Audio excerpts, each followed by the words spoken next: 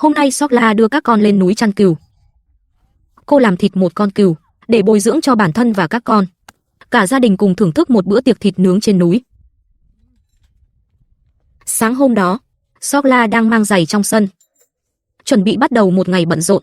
Không phải đi đánh cá hay hái lượm, săn bắt, mà là đưa các con cùng lên núi chăn cừu. Tất nhiên, không phải đứa trẻ nào cũng đi theo.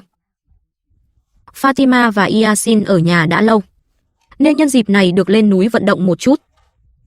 Zainab cũng sẽ đi cùng. Những đứa trẻ còn lại ở nhà, lo liệu việc nhà và trông nom đàn cừu non, để mọi việc trong nhà luôn gọn gàng, ổn thỏa. Zainab dắt con lừa ra sân, bắt đầu chất lên đó những vật dụng cần thiết cho hôm nay, từng món một. Khi ra ngoài chăn thả, cần chuẩn bị dụng cụ nấu ăn, thực phẩm, nước uống và vài vật dụng thiết yếu đơn giản. Đó đều là những thứ không thể thiếu cho một ngày trên núi dài.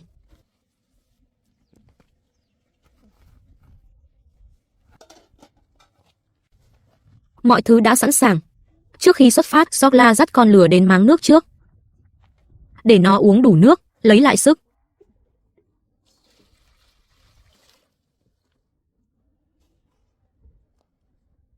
Đàn cừu bắt đầu lần lượt được lùa ra khỏi chuồng.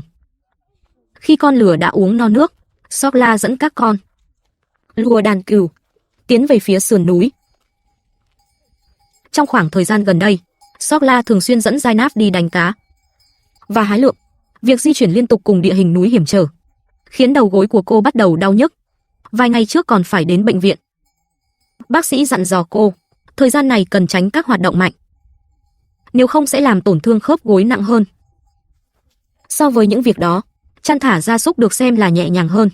Đường chăn cừu chủ yếu men theo sườn núi, tương đối bằng phẳng, nhịp độ di chuyển cũng chậm lại có các con cùng phụ giúp lùa đàn cừu.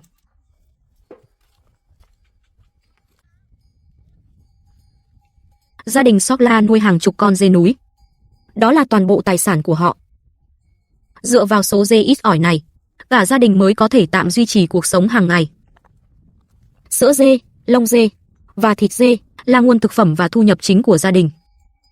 Nhưng với một gia đình đông con như vậy, chừng đó vẫn còn rất thiếu thốn. Sản lượng ấy vẫn chưa đủ để trang trải. Đàn dê là giới hạn sinh tồn của cả gia đình. Vì thế, chồng của Sokla buộc phải đi làm thuê xa nhà, kiếm thêm thu nhập để phụ giúp gia đình. Còn Sokla một mình, gánh vác mọi sinh hoạt thường ngày trong nhà. Sườn núi này trông vô cùng hoang vu. Thảm thực vật thưa thớt, phóng tầm mắt nhìn ra, chủ yếu là đất vàng trơ trọi và vài bụi cây rải rác. Vào mùa này, phần lớn cỏ chăn thả đã khô héo, chỉ còn sót lại chút cỏ dại xanh non điểm xuyết. Đàn dê lang thang trên sườn núi cằn cỗi này, cúi đầu tìm kiếm những ngọn cỏ non có thể ăn được, thỉnh thoảng gặm thêm lá và cành bụi cây. Muốn đàn dê ăn được nhiều lá xanh hơn, thì phải tiếp tục tiến lên sườn núi cao hơn. Mỗi khi gặp được mảng cỏ xanh hay bụi cây tươi, cả nhà lại dừng chân để đàn dê yên tâm kiếm ăn. Đợi ăn gần no rồi, họ lại tiếp tục đi tiếp.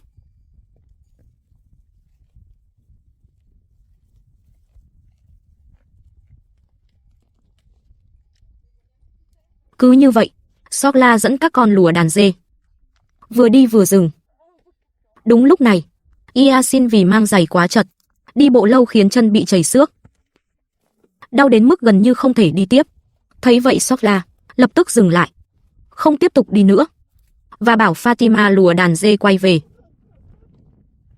Sokla quyết định nghỉ lại ngay tại đây, nhóm lửa nấu một bữa trưa, để Yasin có thể nghỉ ngơi đôi chân, đồng thời giúp mọi người hồi lại sức lực. Cuộc sống du mục chăn thả là đi đến đâu thì ở lại đó, không có điểm nghỉ chân cố định. Chỉ cần đi mệt rồi, là tìm một chỗ bằng phẳng trên sườn núi, rồi ngồi xuống nghỉ ngơi. Đói thì nhóm bếp lửa, đun nước pha trà, hoặc đơn giản nấu một bữa ăn. Không lâu sau đó, Sokla cùng với người quay phim đã làm thịt một con cừu, làm bữa trưa cho hôm nay. Thực ra Sokla rất tiếc khi phải giết cừu, bởi vì những con cừu này chính là tài sản sống mà cả gia đình dựa vào để sinh tồn. Chúng cho sữa, có thể sinh sản, mỗi con đều vô cùng quý giá. Nhưng cô nghĩ đến việc bọn trẻ đã rất lâu rồi chưa được nếm lại vị thịt cừu. Thêm vào đó, suốt chặng đường chăn thả, ai cũng vừa mệt vừa đói. Cuối cùng cô đành cắn răng, quyết định giết một con cừu để làm một bữa trưa thịt nướng thịnh soạn. Đối với Sokla mà nói, đây không chỉ đơn thuần là một bữa ăn, mà còn là một lần hiếm hoi tự thưởng. Bữa ăn hôm nay là chút dịu dàng giữa cuộc sống gian khổ mà cô dành cho các con của mình.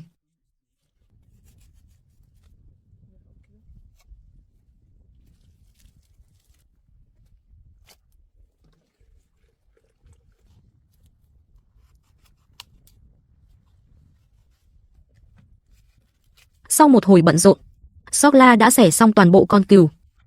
Các động tác vô cùng thành thạo. Tiếp theo là chuẩn bị nấu nướng. Cô đặt chiếc chậu lên đầu. Một tay giữ chậu để giữ thăng bằng.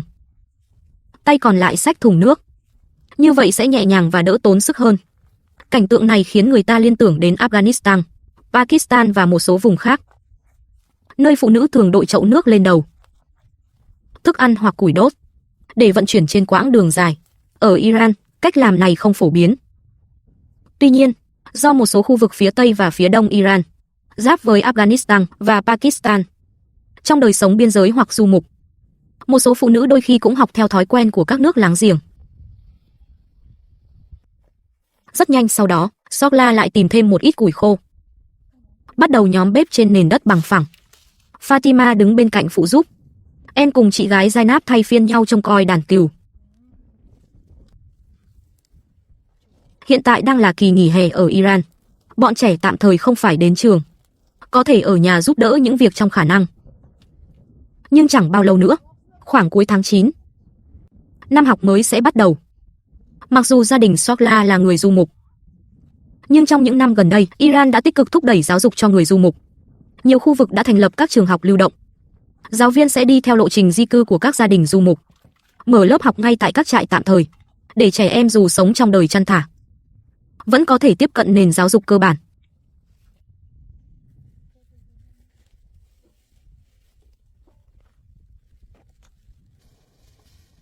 Sokla lấy ra những quả cà chua mang theo từ nhà, rửa sạch rồi lột vỏ, chuẩn bị cho công đoạn nấu nướng tiếp theo. Cuộc sống của người du mục mỗi ngày đều giống như một buổi dã ngoại, quanh năm chăn thả giữa núi rừng. Nồi niêu, dụng cụ nấu ăn và những nguyên liệu đơn giản hầu như luôn mang theo bên mình. Sokla gọi Horeynaf, bảo cậu mang về một hòn đá, để lát nữa dùng làm giá kê xiên nướng hoặc đỡ nồi.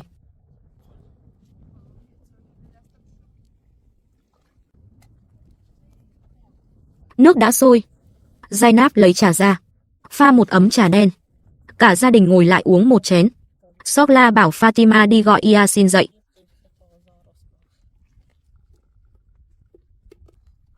Cậu bé Yasin đang ngủ rất say, dường như không hề muốn bị làm phiền. Nhưng một lát sau, cậu vẫn dậy uống trà nóng. Sokla vẫn bận rộn với việc cắt cà chua thành từng miếng nhỏ. Giờ thì toàn bộ cà chua đã được cắt xong. Tiếp theo, cô sẽ đặt cả nồi cà chua lên bếp lửa để nấu. Đun cho đến khi cà chua hoàn toàn nhừ ra thành nước sốt. Đây là bước then chốt của bữa trưa hôm nay. Cô chuẩn bị nấu một món ăn truyền thống của địa phương.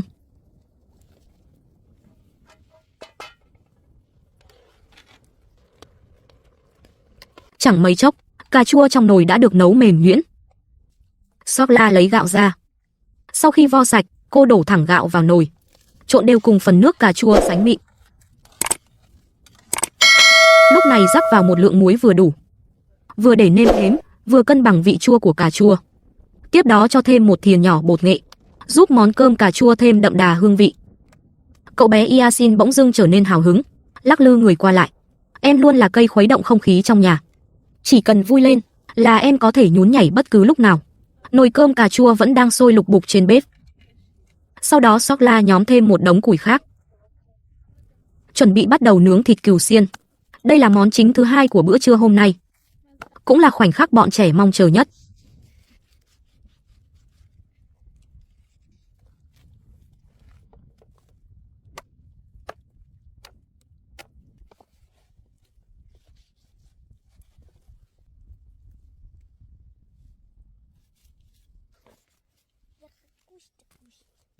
Chẳng mấy chốc, thịt cừu được cắt lại và sơ chế kỹ càng. Tiếp theo, cô bắt đầu xiên từng miếng thịt cừu lên que nướng. Sokla để phần gan cừu lại cho Yasin.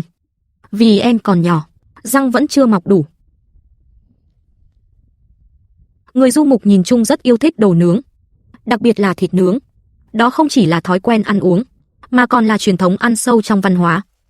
So với các cách nấu cần nhiều nước như hầm hay luộc, nướng thịt phù hợp hơn với cuộc sống ngoài trời và di chuyển. Ở Iran, thịt nướng gần như là linh hồn của ẩm thực du mục. Khi thịt cừu xèo xèo trên than hồng, từng làn hương cháy thơm lan tỏa trong không khí. Hơi nóng của than quyện cùng mùi thịt nướng khiến người ta không khỏi nuốt nước bọt. Chẳng bao lâu sau, thịt cừu đã nướng xong.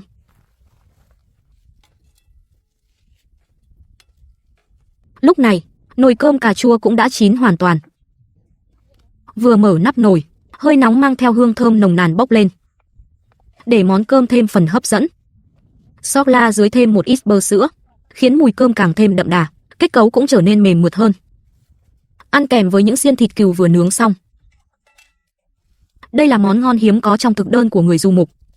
Sau nửa ngày bận rộn, cuối cùng cả gia đình cũng có thể ngồi lại thưởng thức bữa tiệc ngoài trời thịnh soạn này. Trong mắt người ngoài, cuộc sống du mục có lẽ trông vô cùng vất vả. Tuổi trung niên vẫn phải bôn ba giữa núi rừng chăn thả, thu hái và săn bắt. Chưa bao giờ biết đến sự an nhàn hay thoải mái. Nhưng với gia đình Sokla, cuộc sống như vậy tuy nhọc nhằn, nhưng không hề rối ren. Họ sống những ngày tháng thật ngăn nắp, trật tự. Họ cũng hiểu rằng, giữa gian khó vẫn có thể tìm thấy hương vị của cuộc sống. Sau khi bữa trưa kết thúc, họ thu dọn lại nồi niêu bát đũa, chuẩn bị dẫn đàn cừu tiếp tục lên đường. Tiếp tục bước đi theo nhịp điệu của thiên nhiên.